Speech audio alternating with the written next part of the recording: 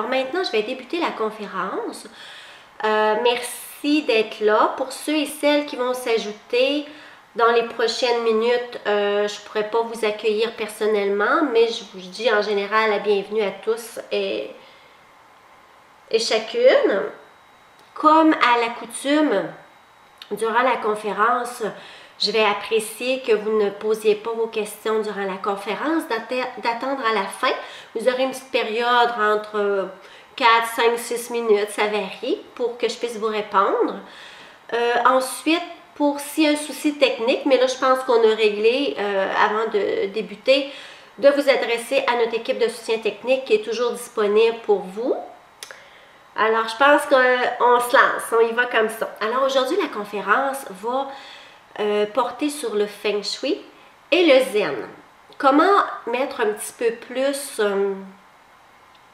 d'harmonie dans nos demeures? Parce que dans les dernières conférences, bon, je parle souvent de notre corps physique.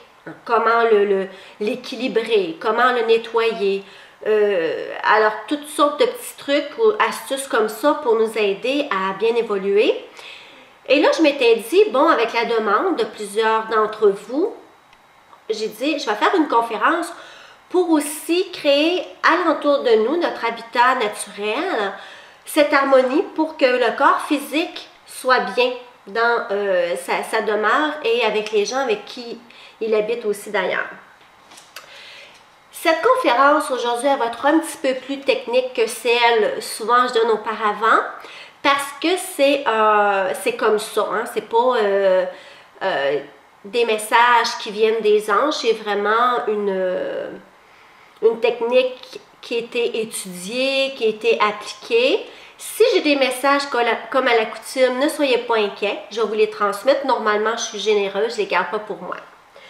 Alors, on va débuter avec le Feng Shui.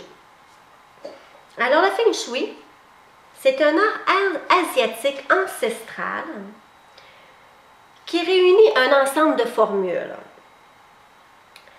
des théories, et vise à améliorer le bien-être dans notre habitat naturel. Ça a été acquis ou étudié, je vous dirais, il y a plus de 3000 ans environ.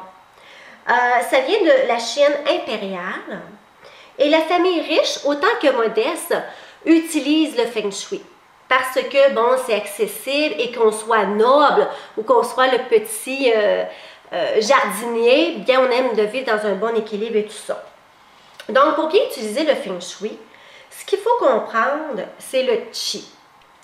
Le Qi, lui, il a sa manière de déplacer dans notre demeure parce que c'est l'énergie et à saisir les bienfaits qu'il va nous offrir. Dans le fond, le Qi, c'est l'oxygène du Feng Shui.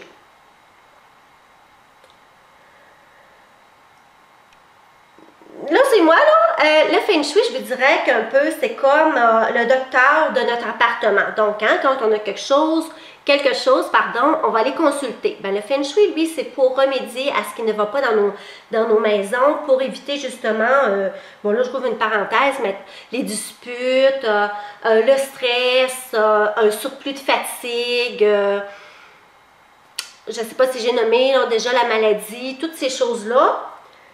C'est à cela que ça sert le Feng Shui. Là, je reviens au Qi. Le Qi, c'est le souffle ou l'énergie qui circule alentour de nous. C'est une substance subtile qui compose le cosmos et qui circule dans notre monde. Alors, le Qi se promène partout, que ce soit à l'intérieur, que ce soit à l'extérieur. Le Qi, il peut être prononcé dépendamment du pays. Donc, des fois, vous allez dire, ouais, mais j'ai entendu, Chantal, le Qi. D'autres endroits, ils vont dire le Ki et d'autres endroits, ils vont parler du Prana. Bien, dans cette situation-là, les trois sont le même. Parce que si on prononce Qi, ça vient de la Chine. Si on prononce Ki, ça vient du Japon. Et si on prononce Prana, eh bien, ça vient de l'Inde. Je regarde, oui, non. Ensuite, à travers le Feng Shui, on va parler beaucoup du yin et du yang. Ça, je trouve ça génial parce que je l'ai fait dans les autres conférences quand j'ai parlé de l'énergie lunaire, vous vous rappelez, qui était yin, et l'énergie solaire qui était yang. Bien justement, si on parle de l'énergie yin, je reviens un petit peu là-dessus. Donc le yin, c'est l'énergie féminine. Donc le côté obscur, hein, parce que c'est en relation avec la lune. Donc la lune, elle est plus à son potentiel maximal la nuit, même si on la voit de jour à certains moments. C'est une énergie qui est froide, c'est une énergie qui est passive, c'est une énergie humide, hein, parce qu'il fait plus froid, veut pas, les soirs de pleine lune, on sent là, que ça rafraîchit beaucoup. C'est une énergie aussi qui va amener du trouble, qui va amener des fois des situations un petit peu désagréables. C'est une énergie, oui, qui peut être négative, comme je viens de dire. C'est une énergie qui ondule. Là, vous allez dire pourquoi elle dit ça, vous allez comprendre un petit peu plus loin. Donc, c'est une énergie qui va comme ça. C'est une énergie qui va passer plus en dessous des choses, qui va vers le bas. Là, maintenant, si on parle de l'énergie yang, toujours en rapport avec le Feng Shui, c'est une énergie qui est masculine, une énergie lumineuse, hein, qui est relative avec le jour. C'est une énergie chaude, elle est sec. C'est une énergie plus dure, donc on va la sentir plus en matière. C'est une énergie positive et elle va aller plus sur le dessus des choses, donc vers le haut. Normalement, l'énergie du yin, ça va être celle qui détend, qui va ouvrir l'esprit, qui va stimuler notre imaginaire, et qui va, oui, développer notre côté créateur, le côté souple, facile, flexible, tandis que le yang va être une énergie plus d'action, précis, assuré, on sait où qu'on s'en va, on a le contrôle et c'est une énergie rapide, donc action-réaction. Là, on élabore encore toujours du côté du Feng Shui, parce que tout à l'heure, j'avais parlé du côté zen, et là, vous allez voir la différence entre les deux. Vous allez voir, c'est extraordinaire, parce qu'on apprend toujours. Hein? Alors, dans le Feng Shui, on va tenir compte des 5 éléments. Donc, les 5 éléments, vous le savez tous, ce sont lesquels, mais je vais quand même vous les nommer et vous dire leur fonction. Donc, on a le bois, on a le feu, on a la terre, on a le métal et on a l'eau. Le bois nourrit le feu et contrôle la terre, donc c'est la racine. Le feu, lui, il nourrit la terre. Il représente la cendre. La terre va nourrir le métal qui va représenter les roches, les pierres. Le métal, lui, nourrit l'eau, donc va fournir les minéraux et les oligo-éléments, donc au niveau des ouais, c'est ça, minéraux, vitamines et tout ça. L'eau va nourrir le bois pour les arbres, donc va nourrir nos beaux arbres. L'élément du bois est associé au printemps. Donc, va souvent être représenté par la couleur verte. Le feu, lui, est associé à l'été et va être représenté par la couleur rouge. Bon, lui, on le savait pas mal, hein?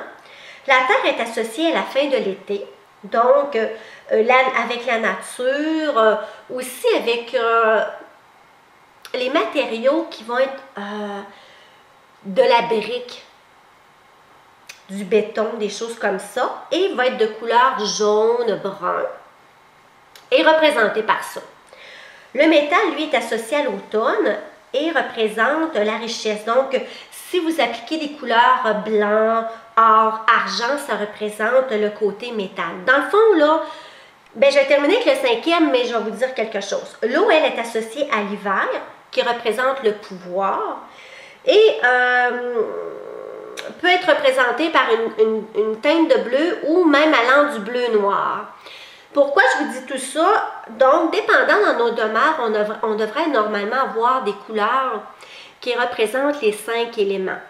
Si vous ne mettez pas la couleur qui représente l'élément, pourquoi je vous parlais que, exemple, la terre représente les briques. Donc, si vous avez un foyer, puis vous avez de la petite pierre autour de votre foyer, mais que vous n'avez pas mis de couleur jaune ou de couleur marron, bien, c'est pas grave parce que vous avez été chercher la pierre qui représente cet élément-là. Maintenant, je vais aborder avec les couleurs parce que là, je suis allée un petit peu avec les 5 éléments, mais là, on va vraiment approfondir les couleurs à appliquer dans nos demeures pour créer l'impact qu'on désire.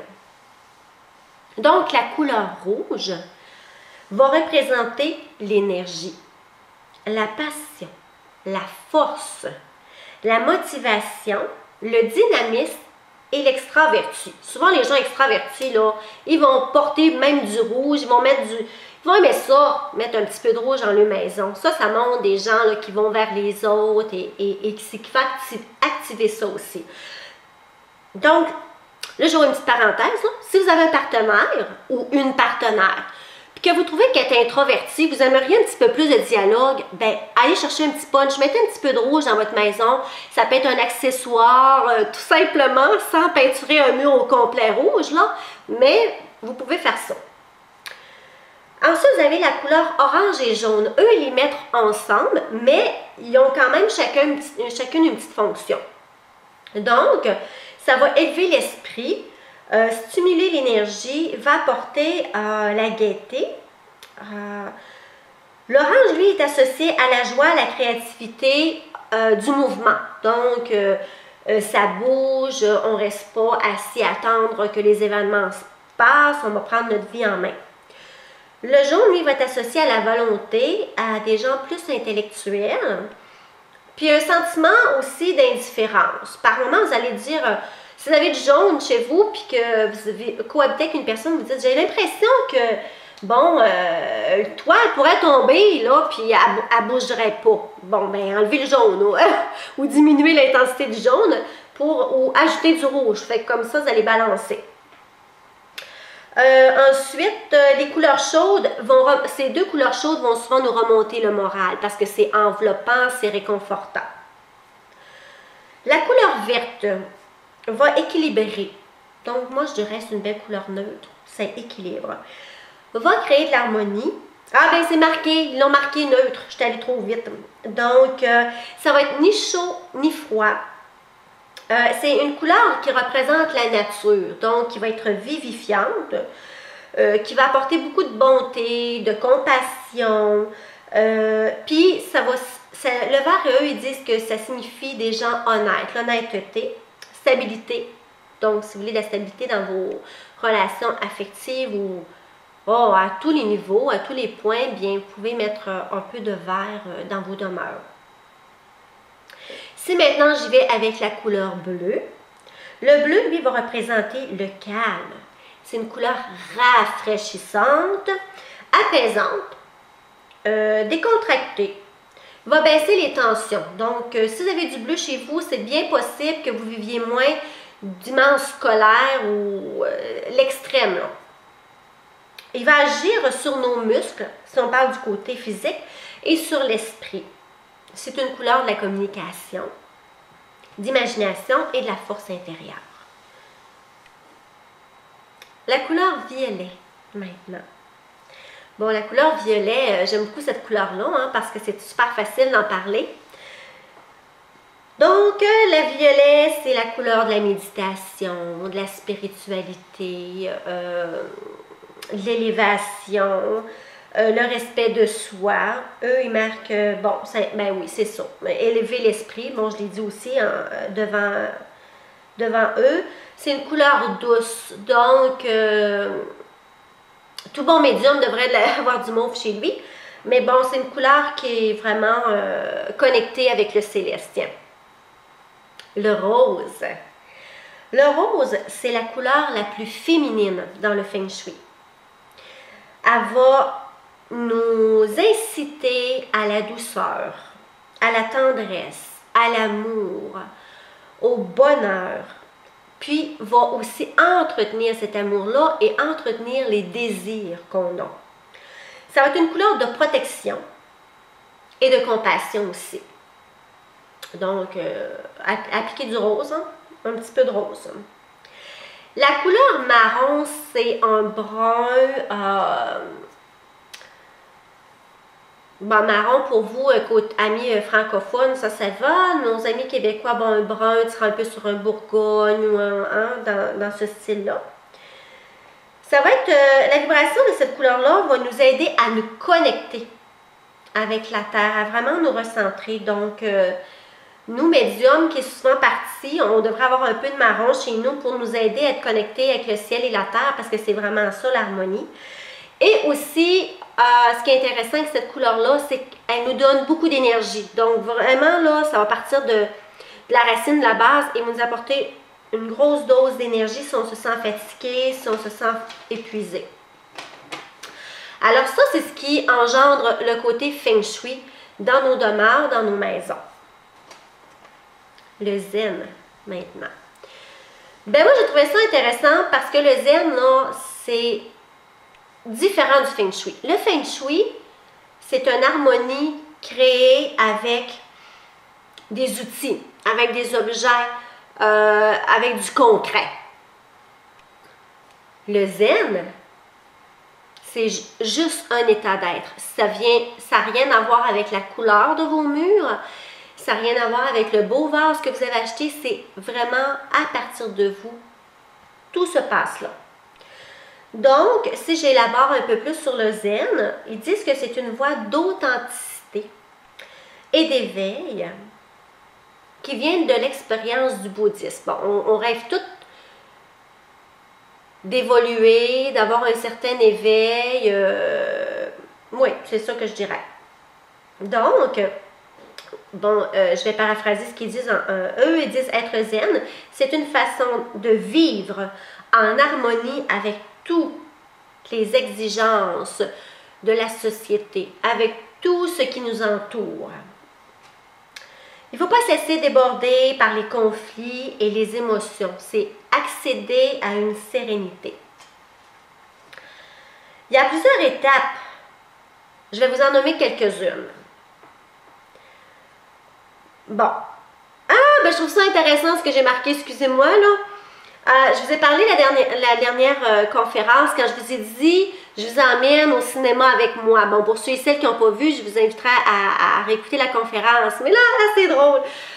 Donc, je vous ai emmené voir un film et je vous ai dit, soyez détachés, comme si vous regardiez le film et que c'était votre vie, mais que vous étiez vraiment à regarder ce qui se passait pour être plus facile d'analyser. Donc, pour être zen, c'est ce qu'ils nous recommandent fortement. Prendre du recul lorsqu'une situation se présente. Donc, pour ceux et celles qui n'étaient pas là, la technique que j'ai donnée, c'est de vraiment vous mettre comme si vous étiez au cinéma. J'ai parlé, vous avez 3 personnes différentes au cinéma. Vous allez avoir la première personne qui se sent vraiment comme interpellée ou attaquée. Action-réaction. Elle a dit non, ça n'a pas de bon sens ce qui se passe dans ce film-là, puis elle a le goût de changer des choses.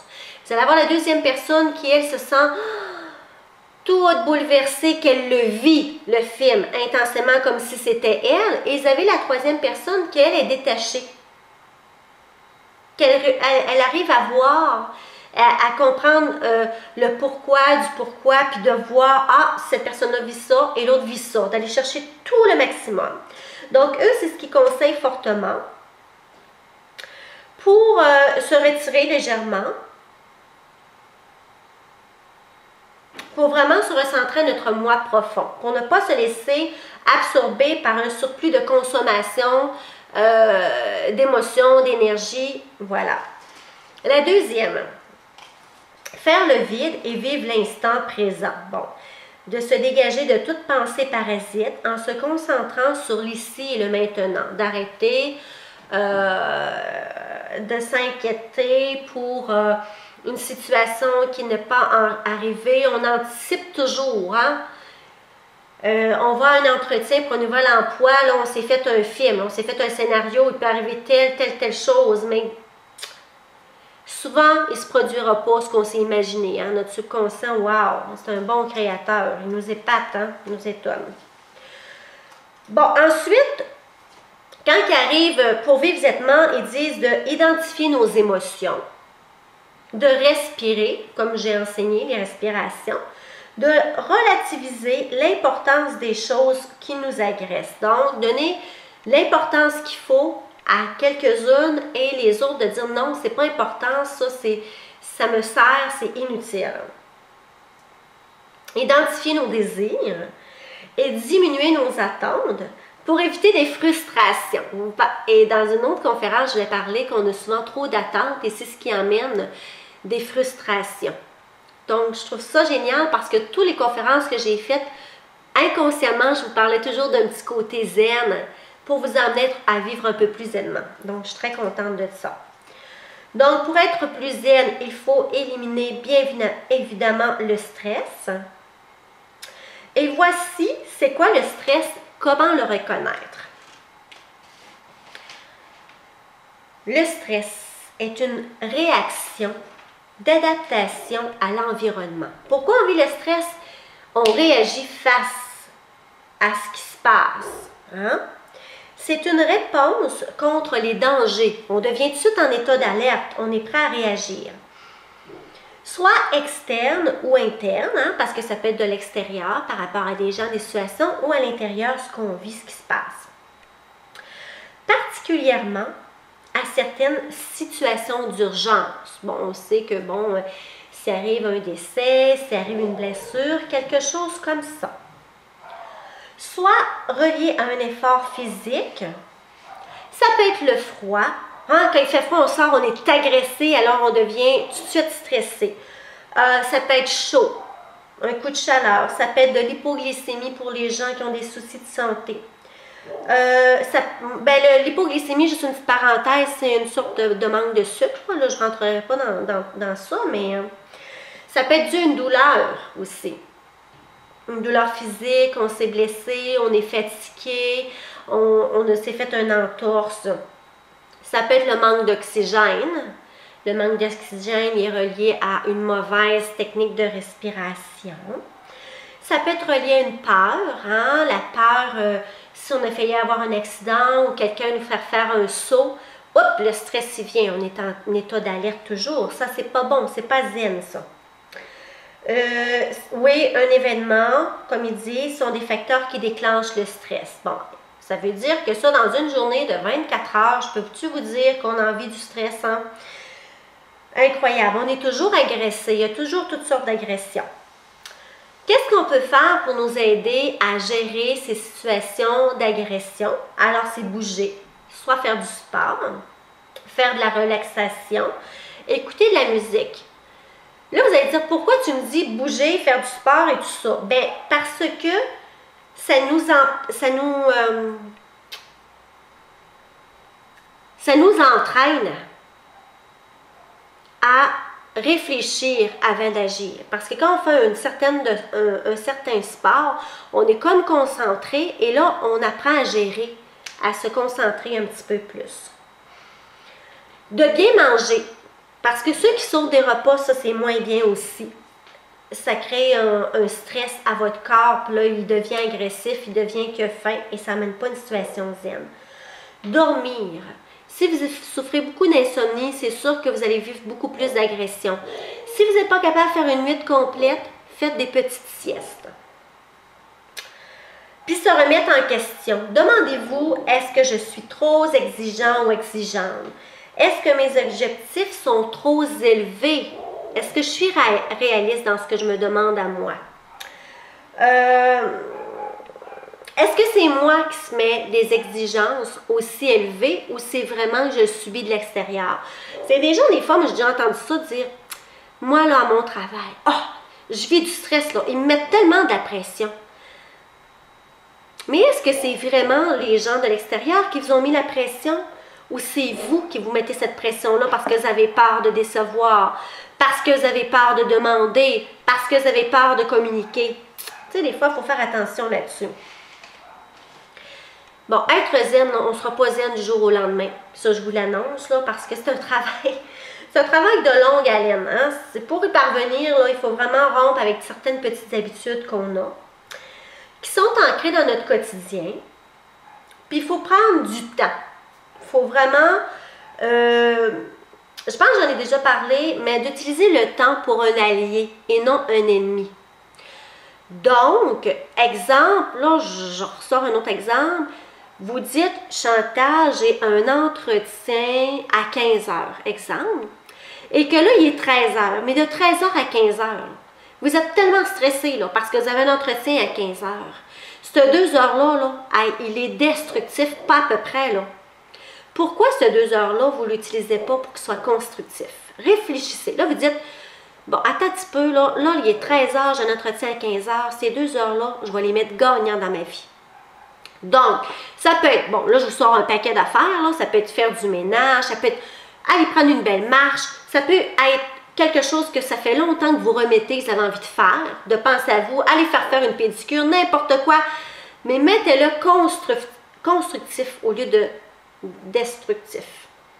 Ça peut être un beau challenge, ça, c'est une belle façon de vivre. Donc, pour vivre plus aisément, il faut vivre plus harmonieusement.